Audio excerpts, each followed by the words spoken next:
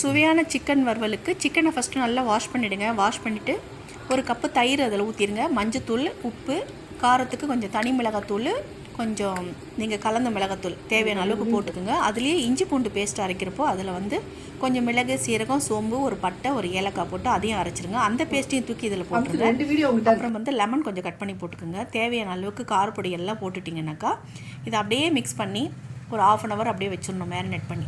அப்புறம் தக்காளியை வந்து ஒரு 4 தக்காளி மிக்சியில் போட்டு அதையும் இதில் போட்டு அப்படியே இது பண்ணிடணும். கொஞ்சம் கருவேப்பிலை மிக்ஸ் பண்ணிக்கோங்க.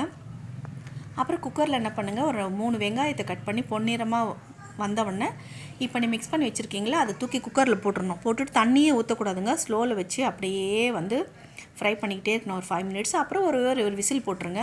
இந்த மாதிரி செஞ்சு பாருங்கள், ரொம்ப சூப்பராக இருக்கும் டேஸ்ட்டு. எதனால இவ்வளோ டேஸ்ட் வருதுன்னா இது மேரினேட் தான். ஏன்னாக்கா கொஞ்சம் நேரம் எல்லாமே ஊறணும், அந்த மசாலாலாம் சிக்கனுக்குள்ளே போகணும். ஒரு வாட்டி ட்ரை பண்ணுங்கள். பிடிச்சிருந்தா லைக் பண்ணுங்கள், சப்ஸ்கிரைப் பண்ணுங்கள், கமெண்ட் பண்ணுங்கள். பாய்.